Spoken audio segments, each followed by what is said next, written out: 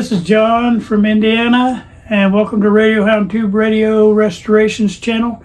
While we're waiting on a 9S 262 to get sandblasted, and the sandblaster told me today that he has already started on it, and he says it's going to take a little bit of time to get it done.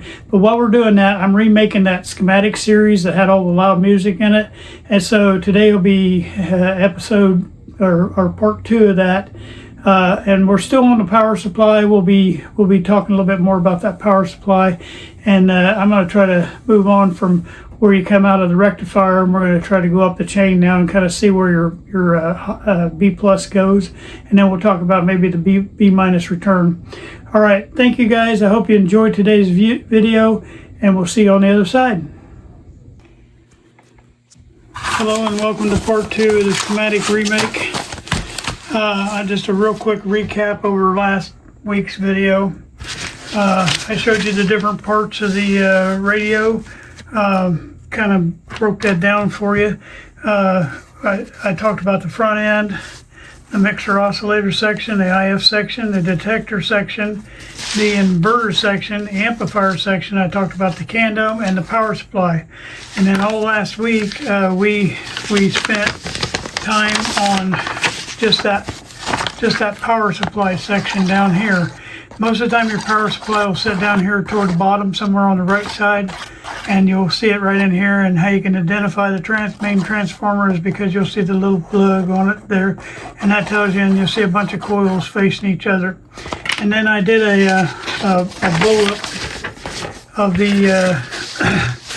of that secondary part of the transformer. The primary, where the plug is over here, but this is the secondary part, and I showed you how all that worked.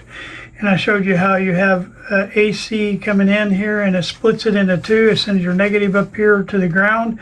It sends your positive will come off of this cathode, and it'll come off of the filament line, and it'll come over here to the out for the B plus. This will be your B plus, and that'll be your positive side, and it'll split that. Whatever I just hypothetically said 600 volts, so it'll split that. Send the negative humps, the bottom humps, it'll send them up here to ground, and all you'll be left with is the top humps out here. And the top humps, your highest voltage will be your B plus voltage, but you still got the little humps in there. And then I talked about how your electrolytics are connected in there, and what they'll do is as the positive end is coming up, it'll charge up that electrolytic, it'll charge it up here.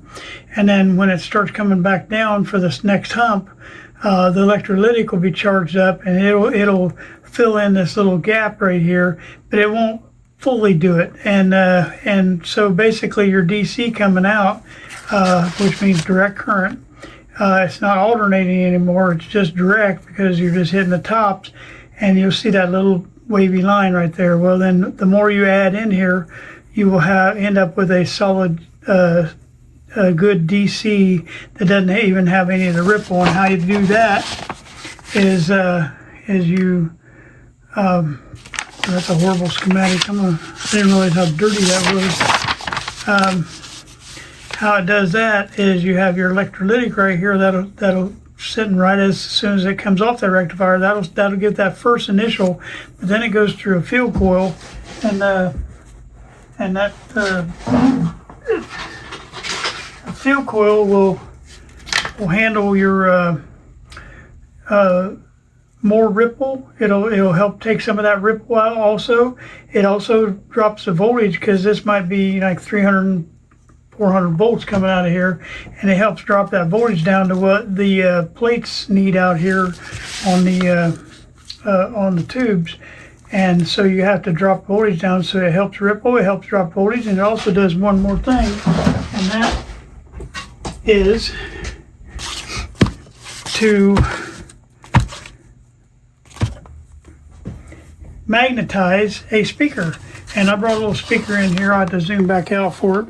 But your field coil sits right in here. This field coil looks like it sits right here on the schematic right up by the transformer, but really it's physically out here on, there's just a wire going out to it and then comes back from it. But it sits here because it has to magnetize this little voice coil underneath here. And if you want to know what a voice coil looks like, it's this coil that sits up in between there, and that field coil sits over the top of that. And so it electrically magnetizes it, and then that'll make this move in and out. And then your voice coil hooks on right here out to your output transformer. All right, that's the next thing we're going to talk about is we kind of covered most of that on the first part. This is part 2. In part 2, we are going to be talking about what happens to that voltage after you leave here. It's got a couple places to go. I'm going to go back to this one. It's just down there by the transformer. I didn't realize how dirty that was. But I'm going to go up here because I want you to see this. Let's just say the stuff that comes back, once you get back from your field coil, you have one more electrolytic to help smooth things a little bit. And then after you get back from there, that B plus has to go somewhere because it's what's going to power our radio all the way through. So our B plus has a few places to go. The main goal for the B plus is to make it out here to all the plates on all the tubes, okay? So we're going to show you how it makes it to the output plates first. Now, they have to go up here, and if you follow this line straight up, it goes up here and then it goes to the center tap of the output transformer. Well, the output transformer is what sits right here on the back side of a speaker. That's this little guy right here. And I'll zoom back out. That's that little guy right here. And the output transformer is what you use to help match impedance between that voice coil of this is a 4-ohm voice coil, to have matched a 4-ohm voice coil to the tubes, which are 6V6 tubes. Now this is not the speaker for this radio, I'm just hypothetical. But you have to have something in between those two, because if you can't just throw any speaker in there because it's going to end up burning your tubes up. You can't take a 4-ohm speaker and trade it out for an 8-ohm. You have to have the right kind of output transformer in between, and I showed you on previous videos how to match that output transformer so you make your tubes happy and you make your voice coil happy without burning either one of them up. But what happens is that power comes up and it uses the primary of that output transformer to make it up here to the plates, and so it'll pass through here, and it's like, say it's already dropped the voltage some. It was maybe 300 some volts coming out of here. Well, now it's down to, let's just say hypothetically 275, and then it goes into the center tap of the output transformer. One side goes out to the plate of that tube and the other side goes out to the plate of that tube. And so that's how it's going to drop at just a few more volts coming through those coils. And whatever that tube needs is what they engineered that to be, of coming off of this B plus line. So that's how these two plates get their voltage. All right. Now, the next part that we're going to be looking at is where does the voltage, how does the voltage get to these other plates out here? Well, there's two other places. See, the B plus only has 3 places on this schematic to go. Well, it really 4 if you count going through the electrolytic, but ignore the electrolytic. It can go through this candom resistor, or it can go down this line right here, or it can go up there where I told you where it comes through the output transformer. Well, we've already shown you the output transformer, so let's look at these other lines. All right, let's look at this next line down. This line goes over, and I'm going to pull you over here a little bit so you can see the whole thing. Get on the right line where you can see everything. Okay, I think we can get it all there. All right, we're going over here, we're going up that line, and then we're following this line out, okay? And that line goes all the way out there, okay? Now, where it goes to get to the plates is a whole different ball of wax. What it does is it goes up here, and this is still, now if you notice, there's nothing in between there. So up until we get to that resistor right there, there is nothing in between. And so that means it's still going to be whatever that voltage is out there, 275, hypothetically. So we're going to hit this resistor. It's going to drop the voltage a little bit. It's going to run up through this coil, and it's going to spin around, and it's going to drop the voltage just a tad more right there, and that's going to give me our plate voltage at that plate right there. Well, you say, well, how does this plate get its voltage? Well, it's going to go beyond this resistor, and it's going to go here. It's going to go up through that resistor and drop the voltage a little bit more, go through that coil, drop the voltage a little bit more, and then it's going to go to that plate of the 1232 right there. So basically it's passing right through the end of that. All right, then we're going to back up just a little bit and see where this one gets its voltage at. And it's going to be in a similar manner. It's on the same line. It's going to go up here, go through that coil, drop the voltage a little bit, and it's going to give us our plate voltage. So that's how these three plates get their voltages off of this line right here for the plate voltage. All right, then the next thing is, and this is probably the most confusing one, because this is your detector tube, and detector tube, you have to turn this into a diode, so you're shorting out these two elements. You have a plate and a cathode, you're shorting together. And so then we're bringing it down here. So this is going to be low voltage because the cathode's always low voltage, and you have low voltage coming off of there. And if you follow this back, you can get your voltages from the line right here, and it's going to come down. Whatever voltage you have right there is what you're going to have up onto that plate right there. And I think if I remember right, when I measured, that was like 40 some volts. All right, then how do these two tubes get their B plus? And their B plus comes in through these resistors right here, okay? So the B plus can go in the end of the candom. It's going to drop the voltage a little bit, and then it's going to send it up this wire. This wire is going to go up here in between, and it's going to go down to that through that resistor, drop the voltage more, and go right here. It's also going to go this way, drop the voltage a little bit more, and it's going to go to that plate. So that's how those two tubes get their plate voltage. And then I'm not going to go into depth on this, but for you to have B plus going out, you got to have B minus coming back.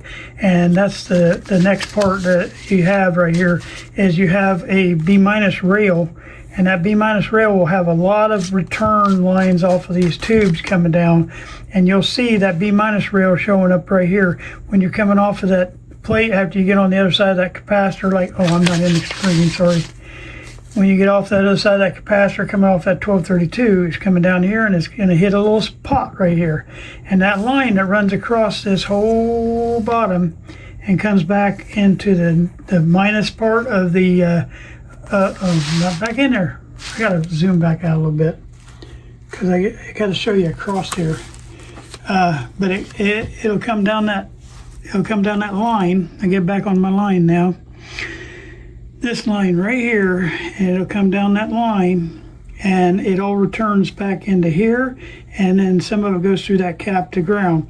So but most of it will come right here, and what that does is this is your return back to ground. It's finding a way back to ground. It's either going to come through that resistor or it's going to come through that capacitor, but it's going to make it back to ground. So that way you have your full circuit from your B plus coming out. So they call this rail at the bottom here, they call it a B minus rail.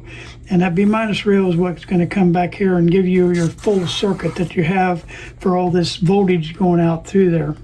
Now, there are other things, and I'm not going to probably get into depth with them, but from off of this candom and other voltage dividers that we got like over here, you're going to have voltages going to these different cathodes that need to have voltages that are cathode biased. They're going to have resistors coming off of this circuit somewhere, so the voltage is moving down through here, and however that voltage is supplied, it's going to give you a voltage level. It might be a negative voltage because right here we're below the negative, so it might be a negative voltage, which is probably what you need for your cathode to bias. And so that's how it's going to get its voltages off these voltage dividers right here, and that's how a lot of these do it. Now a lot of these cathodes, like one right here, it's going straight to ground. That cathode's going to ground. There's other ones that are going to ground, but overall that's how they get their voltages off these different voltage dividers. And B plus will feed this line, but then it just sorts it out and it sends out different voltages up these different connections, and that'll give you your different voltages for biases on these tubes down through here. So this is a kind of an overview of the power supply and how it works. Now, why is that important to you? Well, as I've said before, about 30% of your 30% of your radios that you turn on are going to have like shorts in them, and for some reason you can't power that thing all the way on, and you have to turn it off real quick, or you see smoke, or there's just something usually with with a lot of radios. You're going to have it. If you do a bunch of radios, you're going to have a bunch of them that you can't power on. So you got to figure out this power supply. Well, what better way to figure out the power supply is to know what happens out here and how it flows, because that way you can trace the flow and see where you're messing up. If you're on this tube right here, and 6K7, I think usually runs around I think it's like 250 volts on the plate. Well, say you got 100 volts or you got no voltage on that plate, you can trace, because you know the path now that thing is taken to get its B plus. So then you can trace that back and find out where did you lose your B plus at, because you can follow that path. It's important for you to study each schematic. Now, not all schematics are going to be the same, and everyone, but what is going to be the same on these schematics is that you're going to have B plus over here coming out of this other side of this field coil. There's going to be B plus there. As soon as you're going to be 200, 300, 400 volts coming out of there. Well, the other thing that's going to be on almost every radio is there's going to be some kind of voltage divider that sends out different voltages throughout the radio. There's also going to be one main line that feeds a lot of the plates out there. And you're probably going to have that on every schematic that you have. You're going to have that, but you just got to figure out where it physically is on the schematic and in the radio. That way, if you learn this ahead of time before you start on your radio, you'll be able to troubleshoot power problems, because power problems are the hardest ones to do, because you can't turn the radio on because it's shorting out. So you got to figure out how to trace that. And I showed that on one of my previous videos, on a Timeout Tuesday video for the 835. We had a dead short, and what you do is basically you disconnect everything. You disconnect it right here, and that way you eliminate all that out there, and you see if your dead short's in your transformer. And then as you figure out that that's good, then you just connect the next thing up, and you just connect a few things at a time and work your way back out through the radio until you find out where and you can trace a dead short. Like you might be able to unhook this line, like have this line hooked up and it still works okay with not a dead short. You can get it powered on. But then you hook this line up, and all once it's a dead short, well, your problem's out on this line somewhere, and you can trace that up, but you have to know how that works. All right, I hope I didn't talk your ear off on this one, but I think we're going to keep these short and sweet and hard to beat, because I think this is the best way to learn.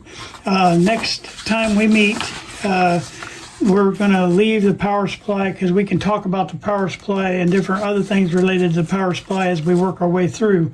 But the next time we meet, I'm going to start over here on the front end, because that's where the signal comes in the radio, so that's where we should probably start. And I'll start describing what happens on that front end when we get in there. So hopefully you'll enjoy this series better without the loud music. That was an educational experience for me. And probably, maybe, I don't know if I'll keep the other one up. I'll probably pull it down once I get all these rebuilt, because I think it would be better if somebody just turns that on. They're going to be so mad because the music is so loud. I tried to listen to one the other day and it drove me nuts. I did not realize at the time, when I first started, I did not know that you had to there in an editor you can up your voice volume, and then I could have turned down the volume of the music, and I didn't understand how to do that when I first started. I didn't know you could do it. And now that I know that, even when I have music on now, you can tell that it's a lot better. My voice is louder and the music is real soft. And now it was just an educational experience. So I'm going to redo this whole schematic series, and that way, for somebody starting out, they will just hear my voice, which is irritating to me. But they'll hear my voice only, and then they will hopefully get a little bit of education out of this. I'm not an expert, but I feel pretty comfortable with schematics. I feel comfortable enough you could hand me an empty chassis with just sockets in it and the other parts, but no wiring, and I could rewire it. And that's where I want you to get that comfortable, where you feel like you could rewire it just based on the schematic. And we're going to get that comfortable. when we start going through here, I'm going to talk more about the way the wires are connected too, but I want to do that when I'm moving through, and that way it'll be a little more understandable. It does include in the power supply some, but we'll talk about that as we go across here. But I want you to understand concept of what's happening in the radio so you can understand how to troubleshoot these radios. That's where I feel like I'm better at than maybe some people is. I've done so many radios and had so many problems that I've learned how to troubleshoot pretty good. And there aren't too many, except for ones you can't get the certain part for or whatever that's broke. But there's only been a handful that I haven't been able to get, and I'm heading toward 200 radios now. So I hope you guys stay with me, and like I say, I'm not an expert, but I can at least bring you up to the level where I'm at. And I thank you guys for watching this series, and I thank you for watching the channel. Please help me to get more subscribers, because I'm enjoying having as many new people on here as I can. Well, I don't care if the other ones get on here too, because I've learned a lot just from you guys too. But I mainly I have a full house of new people, and that way between me and the other experts on here, we can bring people into a really, really good radio restoration. And also, I'm trying to replace myself, because I'm no spring chicken and I'm not going to be here forever. And so I want to have people that are younger that can keep this hobby alive. I don't want it to die, and I just see a lot of old guys doing this hobby, and I'm so worried that this hobby's going to die. And so if you're young, that's who I'm reaching out to too. I'm talking about young physically, because we got to keep this hobby alive for the next 100 years, and I think that would be my best accomplishment if I keep that going. All right, thank you for watching, and I know I keep going on, so I'll see you later, and thank you. Well, I hope you enjoyed today, and I hope you learned a few things from the schematic series. As we go on with this schematic series, you will continue to learn. We're going to be putting radios in front of you, different radios, not just the Zeniths. It's going to be Zenith and Philco. I do a lot, but we're going to do some other obscure radios.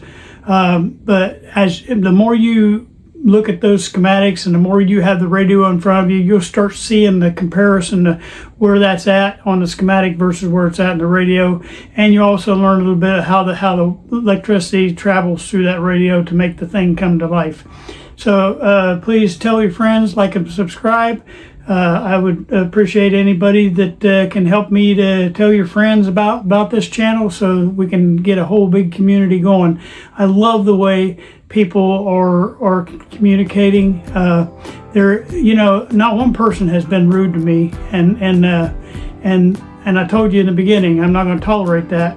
I don't mind you correcting me. I don't mind you correcting somebody else on here, but do it in a respectful way and do it in a kind way. We're not going to do it like they do a lot on these forums, where we yell at people and call them stupid and make them feel dumb. We're going to make everybody feel equal here, but if we need to be corrected, we need to be corrected, and I'm okay with that.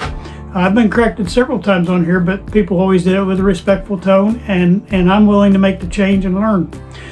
We're all novices here, and we're all learning together, but all I'm trying to do is bring the ones that aren't up to my level where I'm at, and then we'll all continue to learn together. But that's my goal. I'm gonna help that person starting out, even if you don't know the first thing about electronics. That's my goal for this channel. All right, thank you guys for watching today. I just want to close out all my videos with this right here. This is my my motto, and it's going to be our channel motto from now on. It's sometimes you win and sometimes you learn. We don't ever want to lose. We want to learn from every mistake we made. I thank you guys for watching.